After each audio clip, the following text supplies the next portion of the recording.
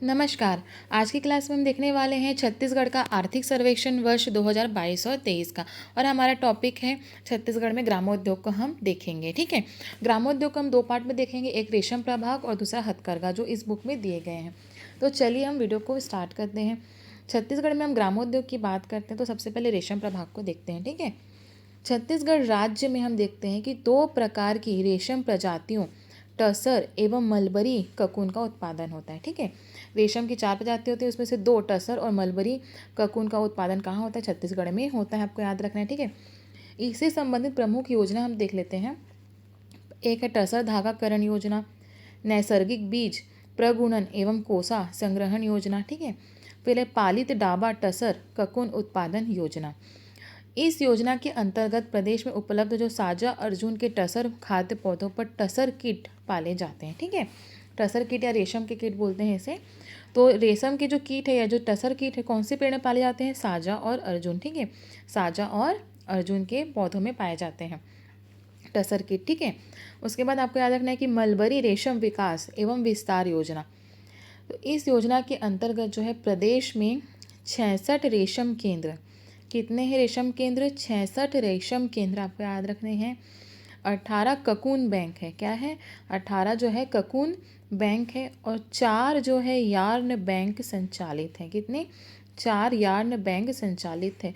तो आपको ये बिल्कुल याद रखना है। और उसके बाद इम्पॉर्टेंट था आपका ये कि जो है टसर के जो कीट है या जो रेशम के कीड़े हैं कीट है वो कहाँ पे पाले जाते हैं? कौन से पेड़ में? तो साजा और अर्जुन। ठीक है, किसमें? साजा और अर्जुन। तो ये आपका इंपॉर्टेंट हो गया सेकेंड चीज़। उसके बाद आपको ये याद रखना है कि छत्तीसगढ़ में रेशम की दो प्रकार की प्रजातियाँ पाई जाती हैं, एक तो टसर और है मलबरी। क्या है? टसर और मलबरी।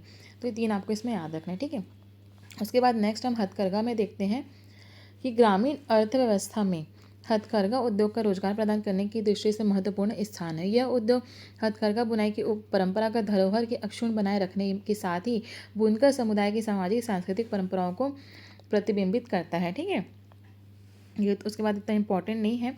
अब ये देखते हैं कि राज्य के जो है जांजगीर चांपा एवं रायगढ़ जिला कोसा वस्त्र उत्पादक क्षेत्र है। कौन कौन से हैं? जांजगीर चांपा और रायगढ़, दोनों एक दूसरे के पड़ोसी हैं।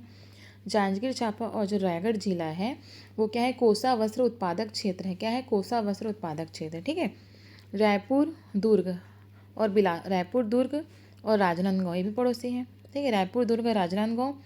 फिर बिलासपुर आपको याद रखना है, बिलासपुर।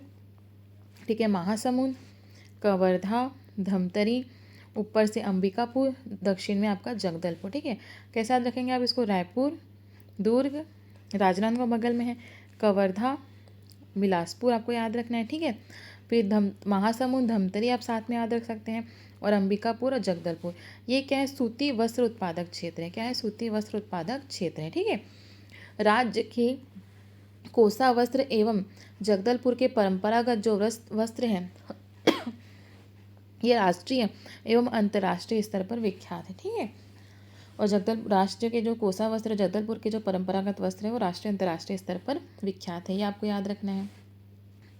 उसके बाद नेक्स्ट हमको देखना है नेशनल हैंडलूम एक्सपो एवं हथकरघा प्रदर्शनी। तो ये प्रदर्शनी कहाँ कहाँ पर लगी है इसे हमें देखना है। ठीक है, तो हम इसे देखते हैं कि प्रदेश के जो है हथकरघा बुनकरों द्वारा उत्पादित वस्त्रों के विपणन को प्रोत्साहित करने हेतु भारत सरकार एवं राज्य शासन के सहयोग से हथकरघा संघ द्वारा रायपुर तथा भिलाई में नेशनल हैंडलूम एक्सपो किया गया। ठीक है, कहाँ कहाँ पर किया गया? रायपुर तथा भिलाई में जो है नेशनल आपको याद रखना है। ठीक है, नेशनल हैंडलूम एक्सपो किया गया। स्पेशल हैंडलूम एक्सपो, ये नेशनल हैंडलूम एक्सपो है, कहाँ पर किया गया था? रायपुर और भिलाई में। फिर स्पेशल हैंडलूम एक्सपो जो है बिलासपुर, कोटा राजस्थान, मध्य प्रदेश का आपका भोपाल, आंध्र प्रदेश का विशाखापट्टनम, कलकत्ता पश्चिम बंगाल में, ठीक है, मुंबई महाराष्ट्र तथा भुवनेश्वर उड़ीसा में आयोजित किया गया। कौन सा? Special handloom expo. ठीक है, क्या है? Special handloom expo. देखो आपको कैसे याद रखना है कि जो नेशनल हैंडलूम एक्सपो कहाँ पर किया गया? छत्तीसगढ़ की राजधानी रायपुर में और उसका पड़ोसी भिलाई में।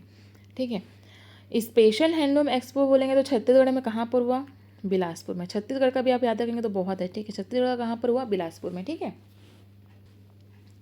उसके बाद आपको देखना है कि जो हथकरघा संघ द्वारा जिला स्तरीय प्रदर्शनी, ये तो इम्पोर्टेंट नहीं, एक बार पढ़ लेते हैं इसे, कि हाथकरघा संघ द्वारा जिला स्तरीय प्रदर्शनी जो जगदलपुर, कवर्धा, जशपुर, अंबिकापुर, धमतरी, बलौदाबाजार, महासमुंद तथा मुंगेली में आयोजित किया गया है।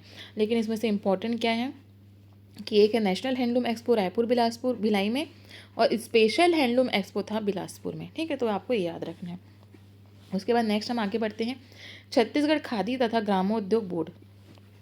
छत्तीसगढ़ राज्य में खादी तथा ग्रामोद्योग बोर्ड का मुख्य उद्देश्य जो है ग्रामीण अंचलों में खादी तथा ग्रामोद्योग की इकाई स्थापना करना है तथा उन्नत तकनीक के द्वारा प्रशिक्षण प्रदान कर कारीगरों एवं दस्तकारों तथा सूत काटने वाली महिलाओं को रोजगार के व्यापक अवसर सृजित करना है। बोर्ड द्वारा प्रमुख रूप से क्रियान्वित की जा रही योजनाओं का ब्यौरा निम्नानुसार है। तो इसमें कुछ योजनाओं को हम देखते हैं। ठीक है, पहले खाद्य उत्पादन देख लेते हैं, इससे संबंधित है ये कि छत्तीसगढ़ खादी द्वारा खादी तथा ग्रामोद्योग बोर्ड द्वारा 9 उत्पादन केंद्र कुंवरगढ़, सारागांव, मैनपुर, गरियाबंद, भगत देवरी, तिफरा, बिलासपुर, हरदी बाजार, देवर बीजा एवं डिमरापाल संचालित है। इसे याद रखना बहुत ही मुश्किल है, वैसे पर पढ़ लेते हैं। जहां ग्रामीण महिलाओं को अंबर चरखा से सूत कताई का कार्य नियमित रूप से दिया जा रहा है एवं बुनकरों द्वारा खादी वस्त्र का उत्पादन किया जा रहा है। ठीक है, तो उत्पादन केंद्र कितना है? खादी उत्पादन केंद्र 9 है, 9 उत्पादन केंद्र है। ठीक है, आपको याद रखना है। उसके बाद नेक्स्ट है पंडित दीनदयाल उपाध्याय ग्रामोद्योग शिल्प केंद्र या बांस कला केंद्र। ठीक है, क्या दीनदयाल उपाध्याय जो बांस कला केंद्र, उसका नाम क्या रखा गया? पंडित दीनदयाल उपाध्याय ग्रामोद्योग शिल्प केंद्र का नाम। ठीक है, तो याद रखना है। बस्तर जिले में, कौन से जिले में? बस्तर जिले में छत्तीसगढ़ खादी तथा ग्रामोद्योग बोर्ड द्वारा जगदलपुर में पंडित दीनदयाल उपाध्याय ग्रामोद्योग शिल्प केंद्र, या इसे वो कहेंगे बांस कला केंद्र संचालित है। कहाँ पर है? जगदलपुर, बस्तर में। ठीक है, इसमें आदिवासी महिलाओं के माध्यम से आदिवासी संस्कृति में कलात्मक वस्तुएं तैयार कर प्रदेश के भीतर एवं बाहर बिक्री एवं प्रचार प्रसार किया जाता है। इस केंद्र पर अनुसूचित जनजाति वर्ग की ग्रामीण महिलाओं को रोजगार दिया जा रहा है। तो आपको याद रखना है कि बस्तर जिले में है ये, जगदलपुर में। ठीक है, नेक्स्ट है विभागीय खादी ग्रामोद्योग विक्रय भंडार। इसके अंतर्गत जो है रायपुर, बिलासपुर एवं जगदलपुर में स्थित खादी ग्रामोद्योग भंडारों के माध्यम से खादी उत्पादन केंद्रों, बांस कला केंद्र एवं बोर्ड के माध्यम से लाभान्वित ग्रामोद्योग इकाइयों द्वारा उत्पादित सामग्रियों का विक्रय किया जा रहा है। कहाँ कहाँ पर? रायपुर, बिलासपुर और जगदलपुर में। ठीक है, फिर नेक्स्ट है कारीगर प्रशिक्षण। इस योजना के अंतर्गत ग्रामीण क्षेत्रों में निवासरत युवक युवतियों को ग्रामोद्योग स्थापना संबंधी प्रशिक्षण दिया जाता है ताकि वे अपना स्वरोजगार स्थापित कर उसे सफलतापूर्वक संचालित कर सकें। फिर इस और अन्य योजना है कि मुख्यमंत्री रोजगार सृजन कार्यक्रम, प्रधानमंत्री रोजगार सृजन कार्यक्रम। ठीक है, तो इतनी सारी चीज़ें आपको जो है ग्रामोद्योग में याद रखनी है। आई होप आपको मेरा वीडियो पसंद आया हो। अगर आपको मेरा वीडियो पसंद आया तो मेरे चैनल को लाइक, शेयर एंड सब्सक्राइब जरूर कीजिएगा। धन्यवाद।